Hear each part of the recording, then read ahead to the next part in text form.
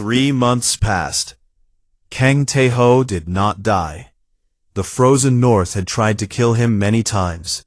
Blizzards that lasted for days, animals with teeth like knives, cold so deep it made his bones ache. But Tae-ho was stubborn. He learned, he adapted, he survived. He found a cave system in the mountains and made it his home. He learned which animals he could hunt and which would hunt him. He built traps. He made warm clothes from animal skins. He collected ice and melted it for water. Every night he wrote in a small journal. He wrote letters to his mother. He wrote letters to his sister.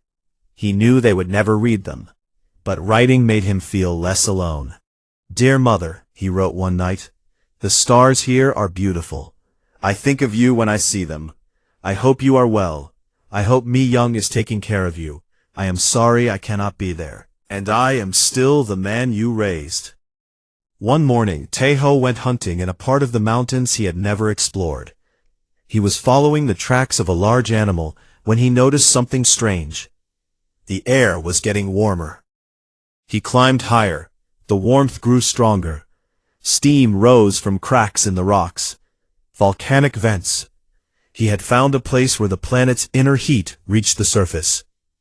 Tae-ho followed the warmth into a hidden valley. The ice here had melted. Strange plants grew from the rocky ground, and in the center of the valley there was a massive cave. He approached carefully, his knife ready. The cave entrance was large enough to fit a starship. Warm air flowed out like breath. Tae-ho walked inside. What he found made him stop breathing. Eggs. 6 massive eggs, each one bigger than him. They sat in a nest made of volcanic stone and golden scales. Soft light pulsed inside them like heartbeats. These were Ryong eggs. Dragon eggs. He had found a nest. But where was the mother? A sound came from deeper in the cave. A wet, painful sound. Breathing. Tae-ho moved toward it, even though every part of his soldier training told him to run. He found her lying on the cold stone, a female Ryong, bigger than any he had ever seen. Her scales were gold, but faded and cracked. Her wings lay flat against her body like broken flags, and in her side there was a wound that made Tae-ho's stomach turn. A pulse rifle blast. Terran military weapons left radiation in the wounds they made. The radiation stopped healing. Without treatment, the infection would spread until it killed. The dragon's eyes opened. They were like golden suns filled with ancient rage. She tried to rise, tried to protect her eggs, but her body failed her. She collapsed with a cry of pain and frustration. Then she spoke. Tae-ho's military translator implant picked up her words, though the translation was rough and broken. "Another human, come to finish what your kind started." Her voice was like thunder in a distant storm. "Do it then. Kill me.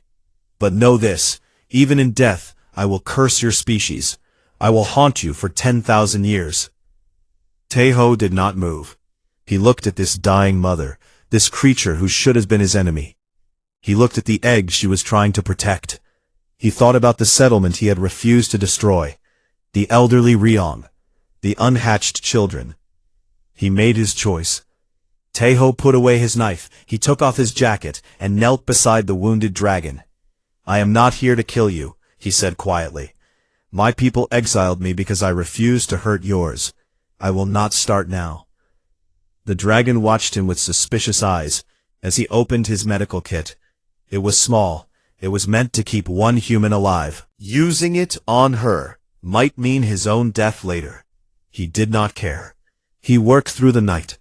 He cut away the infected flesh with his knife. He cleaned the wound with antiseptic.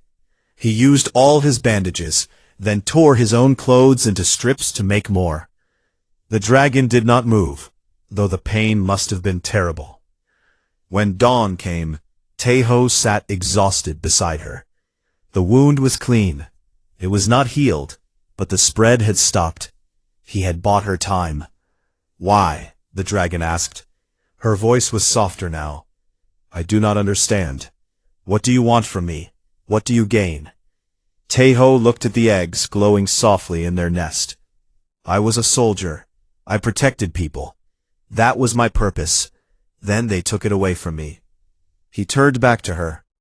Maybe I cannot protect my own kind anymore, but I can protect something. The dragon was silent for a long time. When she spoke again, there was something new in her voice. Not trust. Not yet. But something close to it.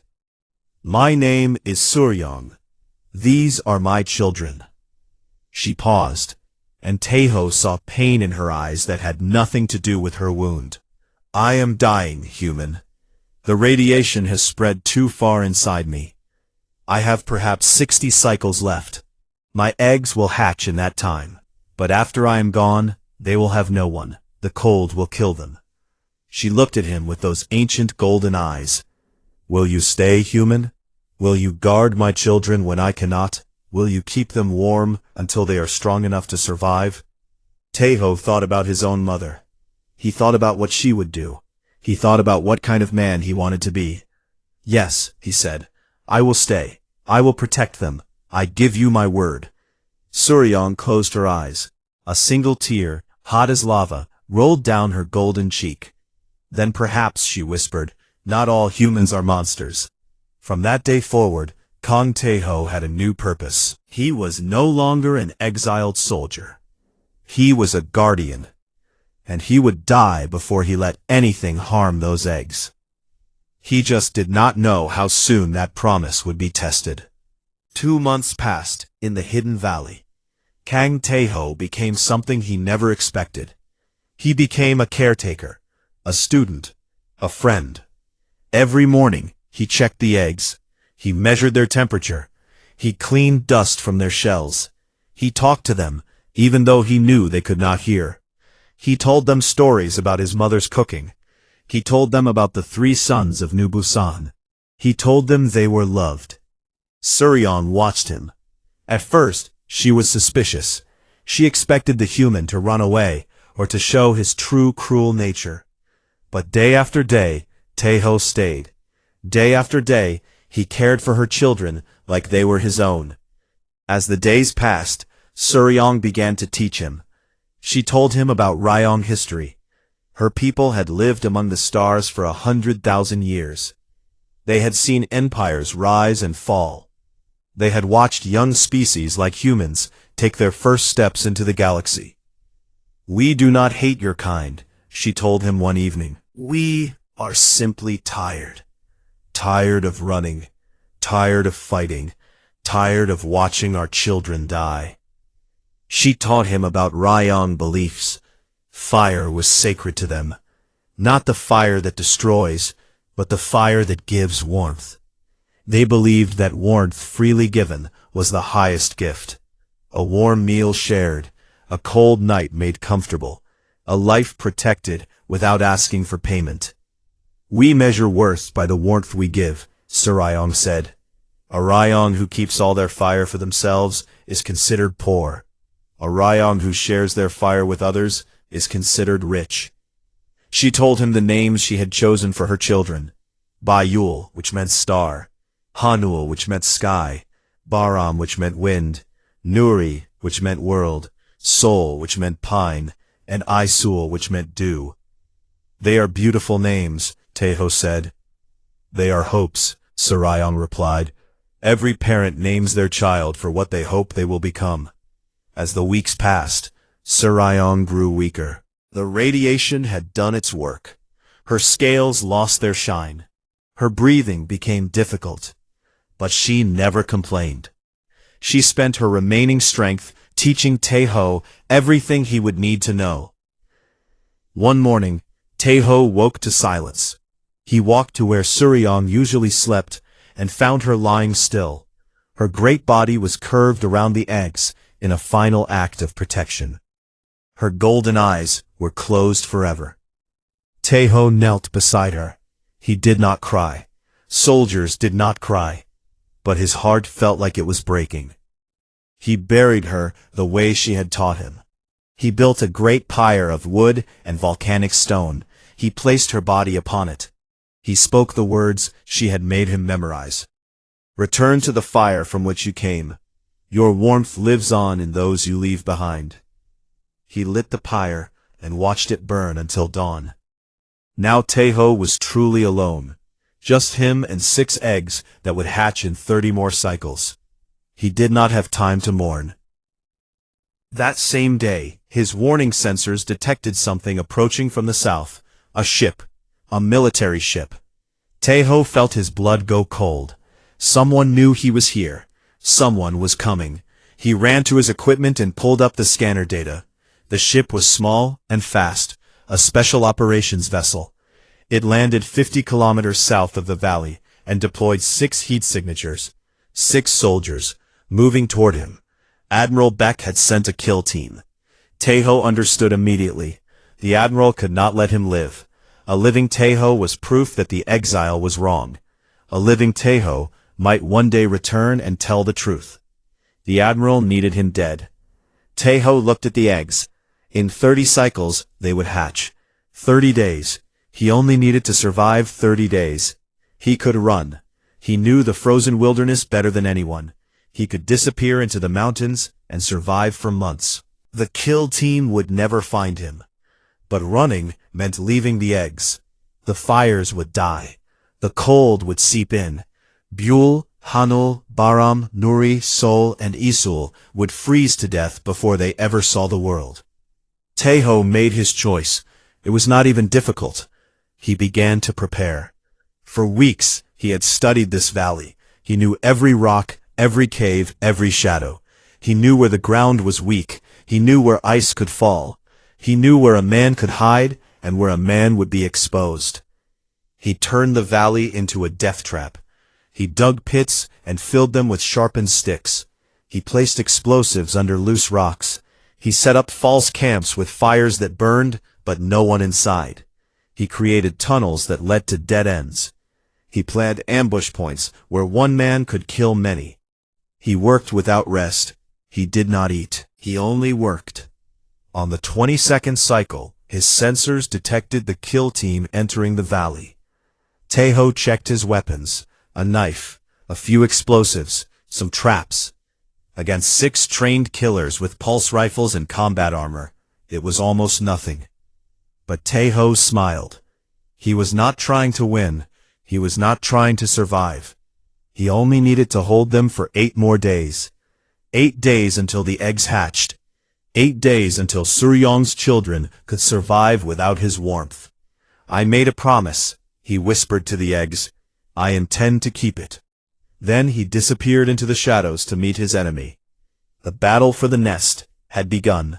The kill team entered the valley like ghosts.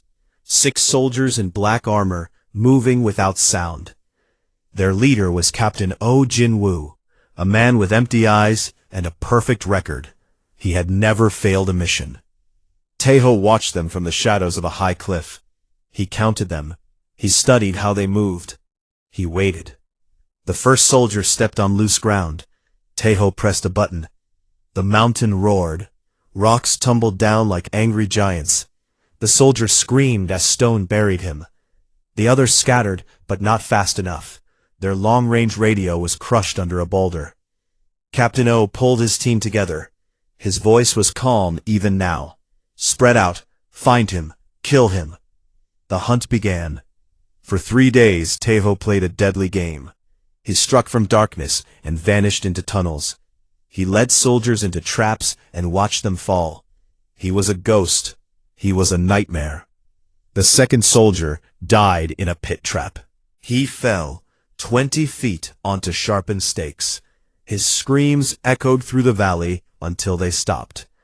The third soldier chased Taeho into a cave. Taeho triggered a collapse. The soldier was buried alive under 1,000 tons of rock.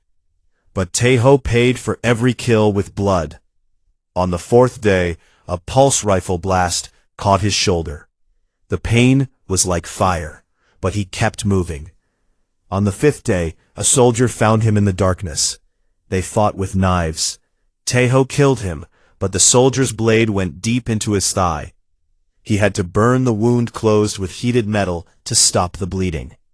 On the 6th day, 2 soldiers cornered him in a narrow canyon. Taeho had nowhere to run. He had no more traps. He only had his knife and his will to live. The fight was brutal. The soldiers were bigger, stronger, better equipped. But Taeho fought like a wounded animal. He did not think. He did not fear. He only moved and cut and killed. When it was over, both soldiers lay dead. Taeho stood above them, bleeding from a dozen cuts. A knife was buried in his side, between his ribs. He could feel his lungs filling with blood. He pulled out the knife. He pressed cloth against the wound. He walked back to the nest. 5 dead. 1 remained.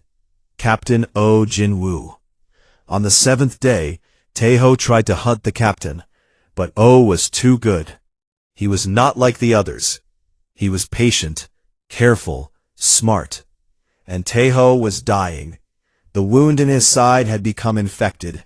His left hand had lost 2 fingers to frostbite. He had not eaten in 3 days. Every step was agony. Every breath was a battle. But he kept moving. 1 more day, just 1 more day. On the morning of the 8th day, the eggs began to glow brighter. Taeho touched one with his good hand.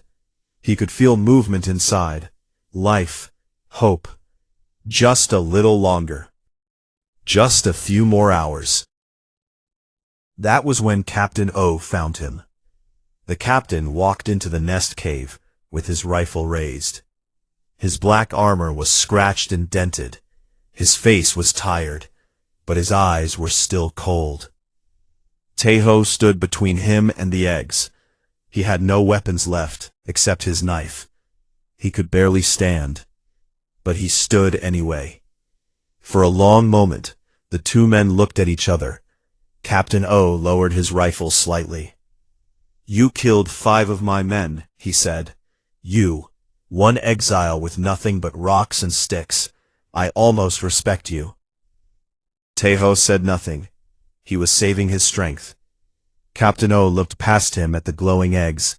Understanding filled his face. "Dragon eggs. That is what you were protecting." He laughed, but there was no humor in it. "You are dying for animals, for creatures that would burn you alive if they could." Taeho smiled. It hurt to smile. But someone has to show them that humans can be more than what you are. Captain O raised his rifle. Any last words? Taeho thought about his mother. He thought about Miyang. He thought about Suryong and the promise he made. "Yes," he said. "You do not touch those eggs." He charged. Captain O fired. The blast hit Taeho in the chest. He should have fallen. He should have died. But somehow he kept moving. He crashed into the captain like a wave. They fell together, the rifle flying away. They fought on the cave floor. 2 broken men, both exhausted, both wounded. Captain O was faster, better trained. He pulled his combat knife and drove it into Taeho's chest. Taeho felt the blade pierce his heart. He felt death reaching for him. But he did not let go. His arms wrapped around the captain's throat. He squeezed with everything he had left. Captain O struggled. He punched. He clawed. But Taeho held on. Even as darkness covered his eyes. Even as his heart stopped beating. Even as his last breath left his body. He held on. When dawn came, both men were dead. Captain O's face was blue. Taeho's arms were still locked around his throat. Even in death he had not let go. And in the warmth of the fires Taeho had kept burning, the eggs began to crack. One by one, 6 baby dragons broke free from their shells. They blinked at the world with golden eyes. They looked around for their mother and did not find her. But they felt warmth. They felt love that remained in the air like perfume. The first hatchling, a female, crawled across the cave floor. She found Taeho's body and curled against him. She tried to share her heat with the human who had given everything. Her name was Biol, It meant star, and though she did not know it yet, she had just witnessed the birth of a legend. 1 month after the battle, a Ryan patrol flew over the frozen north. They were searching for Suryong, who had disappeared many cycles ago. Elder Yongwang led the patrol. He was ancient, his scales silver with age, his eyes wise from centuries of life. They found the hidden valley by accident. They followed the warmth into the great cave. What they discovered there made them stop in shock. 6 young dragons, healthy, strong, alive, and a dead human. Elder Yongwang approached slowly. The hatchlings immediately surrounded the human body. They snarled. They snapped. They breathed small flames as warning. They would not let anyone touch him. Yongwang was confused. Humans were the enemy. Humans had killed their kind for generations. Why were these hatchlings protecting one? He spoke to them gently, using the ancient tongue that all Ryong understood from birth. Slowly, the hatchlings calmed down. Slowly, they shared what they knew. They remembered warmth before they hatched. They remembered a voice talking to them through their shells. They remembered love. And when they broke free from their eggs, they found this human lying near them. He smelled like their mother. He smelled like safety. He smelled like home. Yongwang searched the cave. He found Suryong's ashes. He found the graves of 5 soldiers. He found Taeho's journal, filled with letters that were never sent. He read the journal through the night. When dawn came, he wept. He had not wept in 500 years. The story spread through Wrong society like fire through dry grass. An exiled human soldier refused to kill their kind, and was punished for it. He found a dying mother, and her eggs. He cared for her. He promised to protect her children, and when soldiers came to kill him, he fought for 8 days alone. He died protecting dragon eggs from his own people. He gained nothing. He simply chose to protect them. For a species that measured worth by warmth given, this was the highest sacrifice. This was the purest fire. This human had given everything and expected nothing in return. The Ryong named him Ho-Ryong. In their language, it meant he who was dragon. But the Ryong did something more. They contacted the Terran sovereignty and demanded to speak about Kang Tae-ho. Admiral Baek tried to silence them. He blocked their transmissions. He denied everything. He called it enemy propaganda. So the Ryong broadcast the story on every channel across human space. They shared Taeho's journal. They shared recordings from the hatchlings' memories. They shared everything. The human public was outraged. Millions watched the story of the exiled soldier who died protecting dragon children. Millions read his letters to a mother who thought he was already dead. Millions learned the truth about Admiral Baek and his secret deals. Protests erupted on 100 worlds. People demanded justice. Admiral Baek was arrested by his own soldiers. He was tried for corruption, murder, and crimes against both species. He was found guilty. He was executed. Taeho's name was restored. His medals were returned. His record was cleaned of all false accusations. His mother and sister learned the truth. Kang Soon-ja collapsed when she heard. Her son had not died in battle. Her son had not been a traitor. Her son had died a hero. I always knew, she whispered through her tears. I always knew he was a good man. The 6 hatchlings were brought to meet her. Buell, the eldest, walked to the old woman and bowed her great head. He spoke of you, Buell said, every night. He told us about your cooking. He told us about your kindness. He told us he wanted to make you proud. Soon-ja reached out and touched Buell's golden scales. He did, she said. He made me proud. In the years that followed, the war between Wrong and humans came to an end.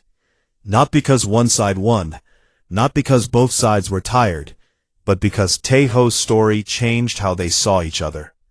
Humans learned that wrong were not monsters. They were parents and children. They loved and feared and hoped, just like humans did. Wrong learned that humans were not all destroyers. Some humans had warmth inside them. Some humans would die to protect others. A treaty was signed. The opening words were written by Biol, who had grown into a great ambassador for her people. "We sign this not as enemies who have grown tired of war," she wrote. "We sign this as peoples who have learned that warmth can come from unexpected places. We sign this in memory of Kang Taeho, Ho-ryong, who taught us that humanity's fire can heal as well as harm." In the valley where Taeho died, the Ryong built a monument. His body was given their highest honor. They placed him on a pyre of sacred fire and scattered his ashes across the nest he protected. The monument showed a man kneeling before 6 eggs. His hands were open. His face was peaceful. Below the statue, words were carved in both human and Ryong languages. "Here fell Kang Taeho, exiled warrior, Ho-ryong. He came with nothing. He asked for nothing. He gave everything. Dragons never forget warmth. Neither should we." 500 years passed. Civilizations grew and changed. New stars were discovered. New worlds were settled. But the story of Kang Taeho lived on. On every human colony, children learned about the soldier who refused to kill innocents and was exiled for it. They learned how he found dragon eggs and protected them with his life. They learned that one person, making one choice, could change the course of history. On every Ryong world, hatchlings heard about the human who gave the warmest fire. They learned that kindness knows no species. They learned that heroes can come from anywhere. And every year, on the anniversary of his death, Ryong from across the galaxy returned to the valley. They bowed their heads, they breathed fire into the sky, and they remembered. They remembered the warmth. They remembered the sacrifice. They remembered the man who proved that even in the darkest cold, one small fire can change everything. Kang Taeho had wanted to make his mother proud. He had made 2 civilizations proud instead, and in the end, that was his true victory. Not the battle he won, not the enemy he killed, but the peace he created, the understanding he built, the warmth he gave that would burn forever. Dragons never forget warmth. Neither did humanity. The transport ship flew through the gray clouds of Verath 7. Inside, Commander Kang Taeho sat in chains. His uniform was torn. His medals were gone. The guards would not look at him. 3 days ago, he was a hero. They called him the Iron Wall because he never let his soldiers die. He had won 17 battles. He had saved thousands of lives. Children on distant planets knew his name. Now he was nothing. Taeho closed his eyes and remembered how it all began. He was born on New Busan, a farming colony where people grew rice under 3 suns. His father died when he was young. His mother, Kang Sunja, raised him and his little sister Miyang alone. They were poor. They were hungry. But his mother always told him one thing. A man is not measured by what he has. He is measured by what he does when no one is watching. Taeho joined the military at 18. He wanted to send money home. He wanted to make his mother proud. He worked harder than anyone. He never complained. He never cheated. He rose through the ranks until he became a commander. The Terran sovereignty gave him the 9th Expeditionary Fleet. His mission was simple: keep the peace on frontier worlds. But peace was a lie. The sovereignty wanted land. They wanted resources. And on Verath 7, they wanted to remove the Ryong. The Ryong were dragons, not the small lizards of old Earth stories. Real dragons. They were as big as buildings. They breathed fire that could melt steel. They had lived on Verath 7 for 10,000 years before humans came. They did not want war. They only wanted to be left alone. But Admiral Baek Sung-woo wanted their land. The southern valleys had rare minerals worth billions. The admiral made secret deals with mining companies. He needed the Ryong gone. Taeho did not know any of this. He was a good soldier. Then came the day that changed everything. Admiral Baek called him to the command ship.